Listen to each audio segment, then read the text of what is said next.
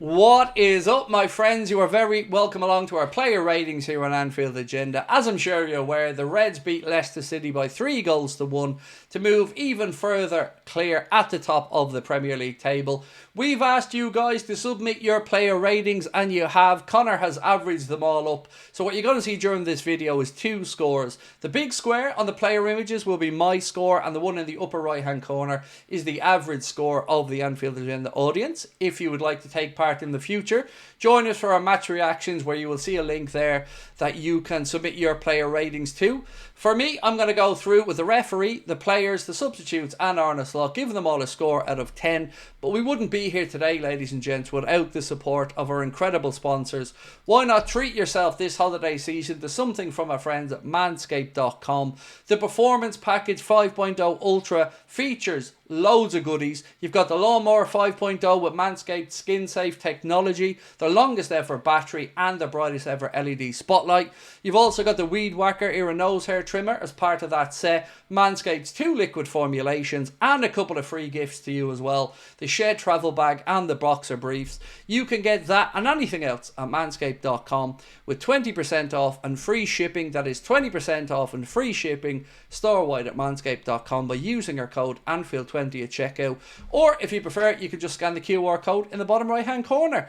Right, we've a load to get through here, so let's get stuck into it, starting with the referee today. A shambles is what I would describe the entire refereeing performance, and I include the clowns in the VAR hub as well. We simply just had to wait too long for too many decisions today.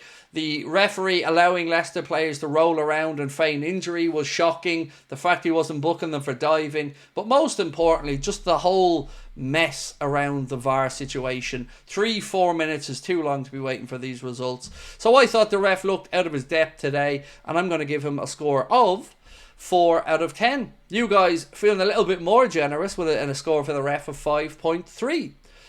Next up, Alisson Becker. This is one of the most difficult scores I've ever had to give, because Leicester had 4 shots today, only 1 on target, and that one was their goal. That was from a short distance and took a little nick off Virgil on the way through.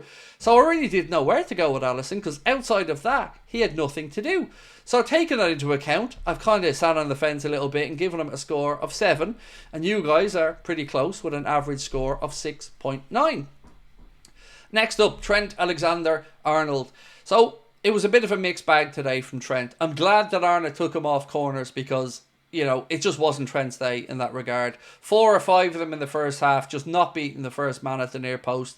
And it isn't something we'd normally talk about with Trent, because his delivery has been nothing but fantastic for the years he's been at the club. That, I just thought, that and the aimless crossing he was putting in, and he wasn't on his own there, by the way, 33 or 34 crosses in that first half. It was frustrating to watch. I do think he was better in the second half. So all in for Trent today, I'm going to give him a score of 6.5. And you guys, well, you're quite similar with a score of 6.4. Now remember, I don't see the Anfield Agenda audience's scores until I start recording this video. Connor uploads them in the background. So it is good to see that we're kind of simpatico on this one. Me with a 6.5 and your average score, 6.4. Next up is Mr. Joe Gomez. So you can see that we're screaming out for Ibu. So when Trent does vacate on the right hand side, Joe doesn't seem as capable as Ibu of covering that space. Now that's not really a knock to Joe. Ibu's just probably more used to it. Maybe has a bit more pace than Joe as well. And I don't really want to knock Joe, because I think he's been fine at centre back. I would like to see him utilised a bit more at left back when Ibu returns. But today, I mean, he's part of a defence that conceded again, so we do have to take that into account, although I don't really think it was too much of his fault. The space that was there frustrated me, because Trent is caught upfield, and I think they had a free kick in this situation just before, so I don't know why Trent was that far up, but they were able to exploit that space, put the cross in, and then Robbo was just too close to his man. So for me, for Joe today, I've given him a score of 6. You guys have gone higher with a 7.4, which, look, honestly, I feel difficult to give high scores to the centre-backs when it's a game where they've had next to nothing to do, really, and we've still managed to find a way to concede. So, for me, I'm sticking with my 6, but you guys, 7.4. Our captain, Virgil van Dijk, who needs to sort this out at the back. I don't think he was a fault for the goal in any way. It was Robbo's man to close down. Robbo got too tight to him for my liking, and then he was sold a dummy by I can't remember who it was that scored their goal. One of the brothers, doesn't matter anyway. Scored, sold a little bit of a dummy for the goal. Andre Ayew, there you go. And Rob was too tight to him. So once he was turned and he'd lost them, it was just a matter of Ayew trying to get a shot on target. Ricocheted off Virgil, went in. But look, aerially, Virgil's going to dominate. His range of passing, absolutely top notch. And I don't want to be too critical, but it is now another game, 4 in a row here, that we haven't kept a clean sheet. So I've given Virgil a 6.5, a little bit higher than Joe. The average there from the Anfield Agenda audience is 7.4. I think you're being a bit too generous in the festive season, but we'll move on. Andy Robertson. I'm not expected to see an Anfield Agenda average score of 7.4 here for this man, by the way.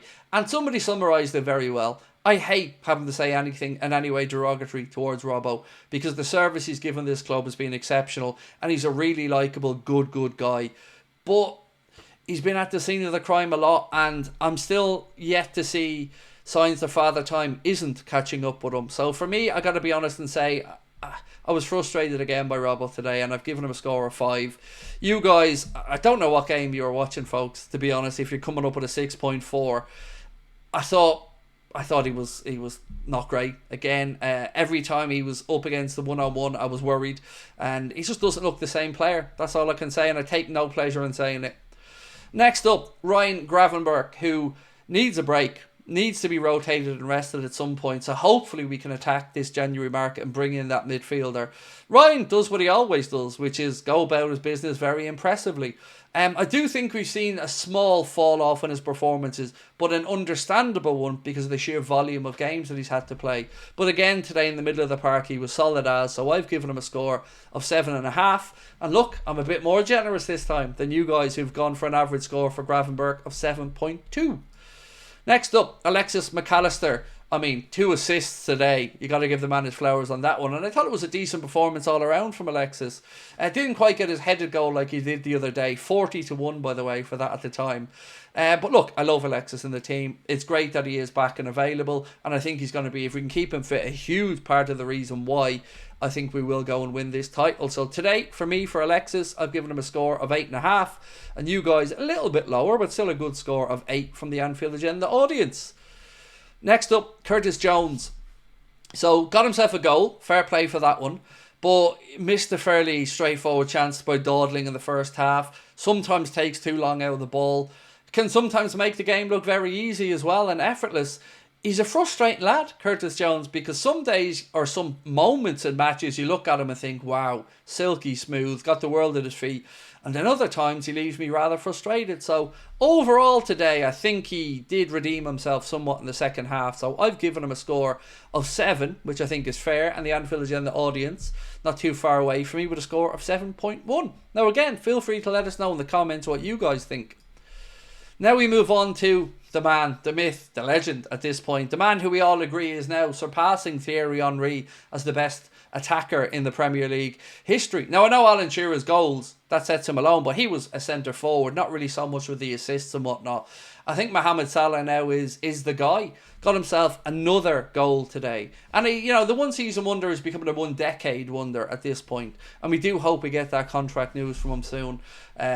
Sometimes in these games lately, maybe Mo isn't having the greatest influence on the all-around performance, but he's always a threat, and I thought that he took his goal remarkably well. He made it look easy. It wasn't. Loved that he used the defender as a guide to unsight the keeper and didn't put his laces through it, just passed the ball into the corner. Wonderful goal from Mo. I love that he got that moment as well. So for Mo today, I'm giving him a score of 7.5. You guys, I think, are being blinded by the goal, but that's alright, I understand it. You've gone a bit higher with an 8.1. Next up, Cody GAKPO. He was the Anfield Agenda man of the match, voted for by you guys, and again, I agree with your decision.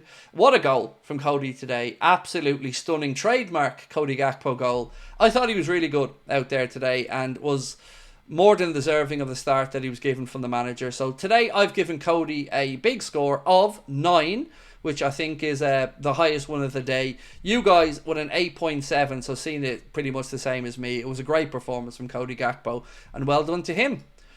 Next up, Darwin Núñez.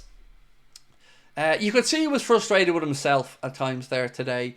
Did get into one good position, hit the shot on target, keeper made the save, but I don't have to speak about a frustration or anything today. You could see it in him, and that's the fairest I can be about it. You're never going to be lacking for effort from Darwin. It's always going to be there. But unfortunately, I just don't think he's going to be the guy.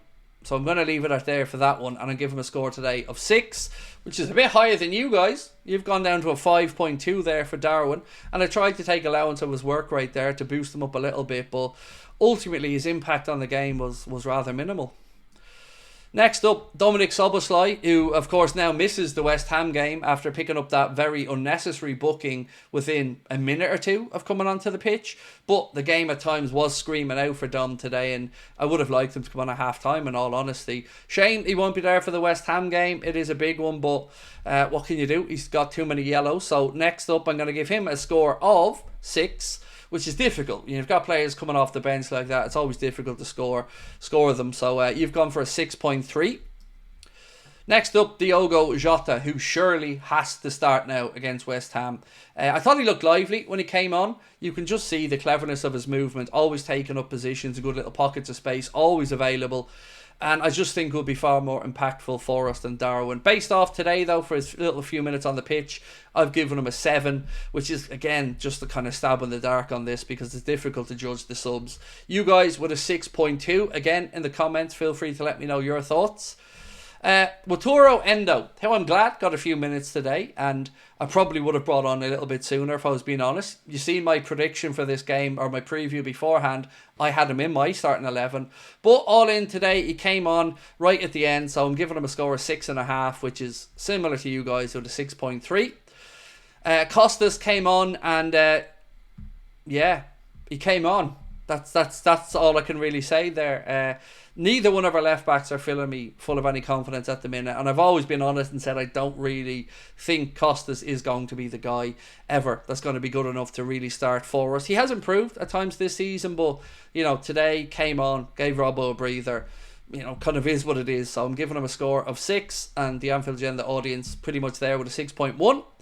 Last one of the players is Harvey Elliott, who again came on for 2 minutes, but I do hope he gets more minutes soon, because I think in a game like today, he could have made a difference, particularly in the first half when we were struggling to find a way through.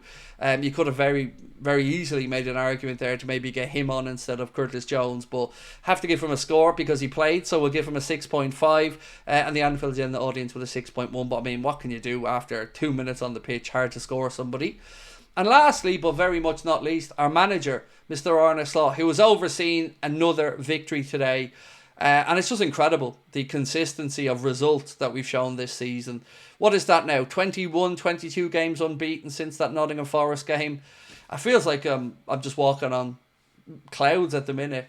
I do think the frightening thing for the opposition and other people watching is I don't think we've hit our best yet. And when we do, I'm excited to see what that looks like under Arne. But today, again, with it being the festive season, the conditions, the changes he had to make, I decided all in, I've given Arne a score of 8.5 today, because once again, he did get into them at half time. We did turn it around in the second half. We did have much improved performance. I just wish maybe we would make it a bit easier for ourselves in the first 45. So the Anfield Agenda audience have given Arne a score of 8. That is the end of our player ratings video, ladies and gentlemen. Now it's over to you guys.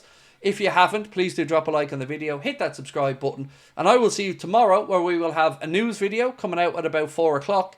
Then the interview with David Lynch will be out at 6 o'clock, and a late night agenda tomorrow night. Until then, enjoy the rest of your day. Thank you for watching. Much love. Bye-bye.